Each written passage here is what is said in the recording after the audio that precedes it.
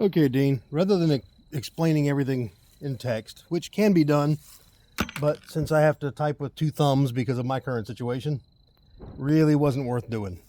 So I went ahead and set up this nice fancy bathroom for you. I realize you're working with a kitchen faucet, but the principles are all the same, okay? So what we're going to do, we're going to pop that cap off. You've gotten that far. That's easy. We're going to take a screwdriver and we're going to remove the handle. You've gotten that far. That's also easy. Now the next piece, this is what would have been a packing nut on an older style faucet. These plastic bonnets don't actually have packings. So what this nut does is just retain that stem.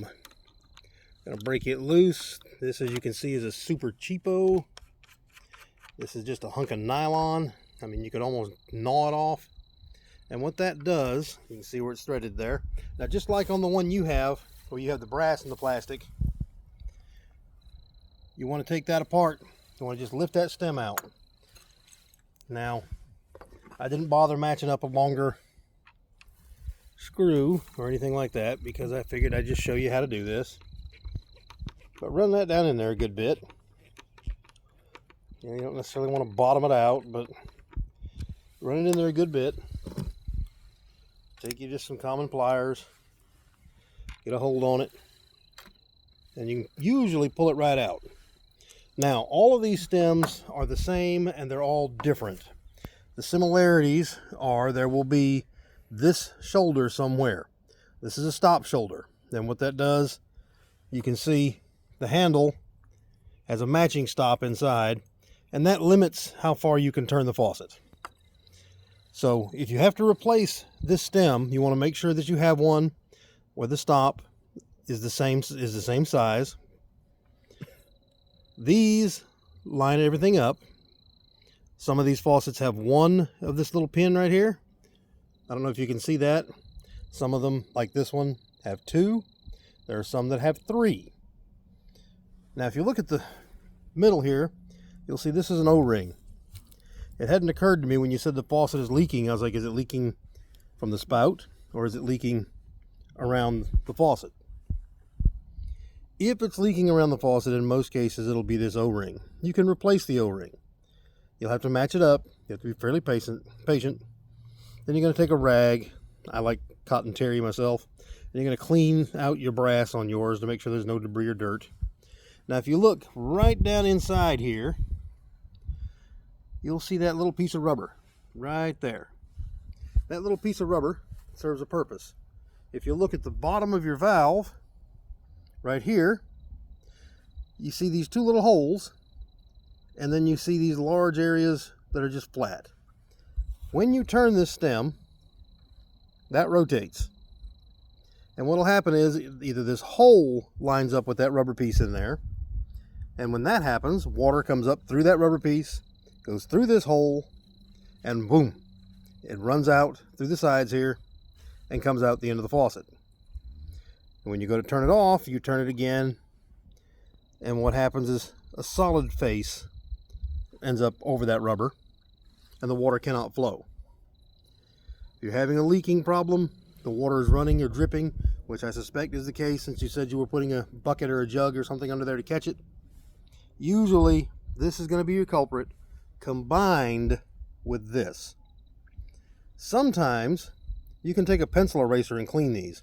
What you want to do is inspect them very closely. Make sure that it's not caved in, that it's not scratched or gouged. If it's bent, honestly, it's easier just to replace it. They're not that expensive. There is a company called Danco that makes some very nice replacements. I think most of your big box stores carry the Danco stuff. It'll be in the plumbing section. But again, you know how to match it up. You're going to match up the length. Take your old one with you to make sure you get it right. You're going to match up the bottom. You're going to match up the shoulders. You're going to match up the stop. Now, this rubber piece in here, that's pretty important. We're going to take a pick tool. That's something like this. Now, don't worry, you don't actually have to buy this stuff. If you don't have it, you can fashion something. And we're going to very carefully lift this out. This is what passes for washers on this style of faucet. This one is not worn, obviously, so it doesn't want to come out. When they're worn and they got some age on them, they come out really easy.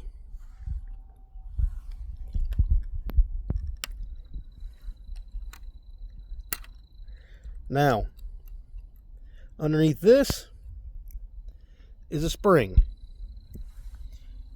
I'm sure you can figure it out. The spring keeps tension. It keeps the rubber pushed up against the metal base so that when the water is running here, it only comes out the end of the faucet. It doesn't come out around the handle. And when you have the faucet turned so that it's shut off, then the water doesn't go anywhere. The spring can wear, but most often the rubber wears. The rubber gets thin and it can't properly seat against the bottom. Or minerals in the water have gouged or damaged the metal plate on the bottom of the stem. You want to look very carefully at your spring. There are two kinds of springs. You can get a little kit that just has the springs and the seals. There are two kinds of springs. There's one like this one. Let me see if I can get my fingers out of the way. There's one like this one, which if you look very closely, it has a slight taper. This end is bigger than this one. That's important. The fat end goes in the faucet. There's also the possibility that you have one with no taper, in which case both ends are fat and one end goes in the faucet. The next thing you want to look at is this little seal. This, like I say, this is kind of what passes for faucet washers in these times. These come in several sizes. You want the one for a faucet. Bathroom faucet, kitchen faucet, doesn't matter, they're the same size. The one for a bathtub tends to let a little too much water through. The biggest thing you're going to look at is the side of it. This one is short and straight. It's cylindrical. There is another one that has what's called a skirt.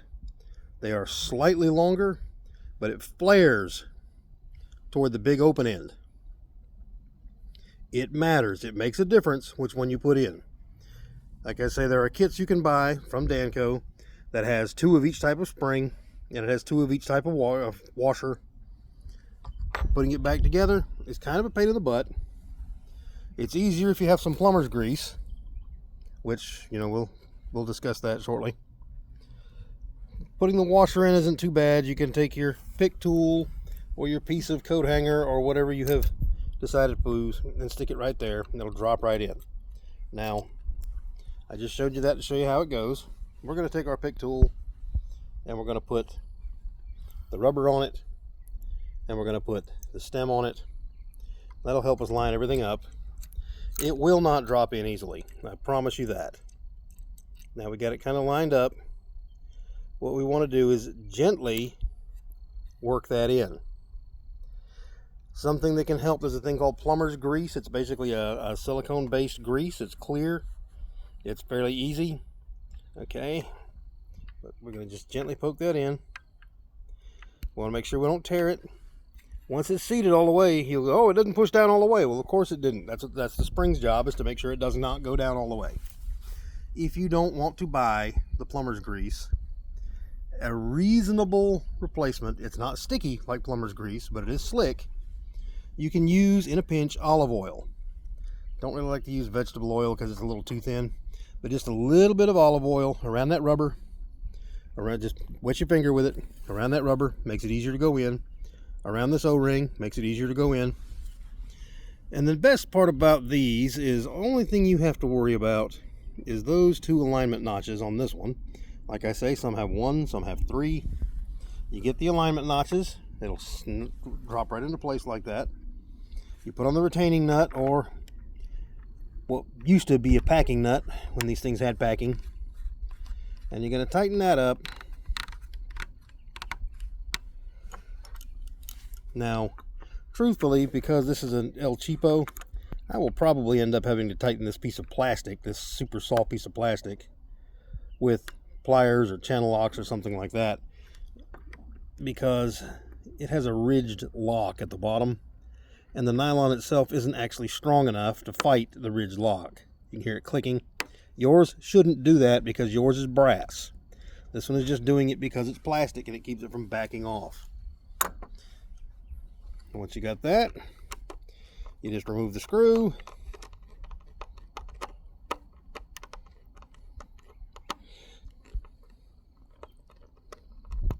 Sorry, the whole stem was spinning, which it will do that. You haven't done any damage. The stem will turn forever and ever and ever on this style of stem until you put the handle on it so that the stops can collide.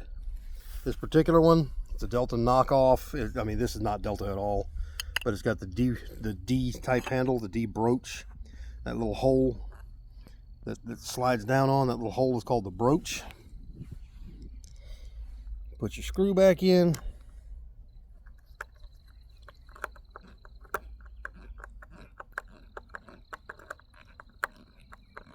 Get it nice and snug. I should probably be wearing my glasses. I could see what I was doing.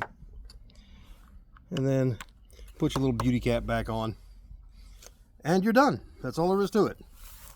You got my number. You got my email. You know how to get a hold of me on the board. If you got any questions that this didn't take care of, give me a shout.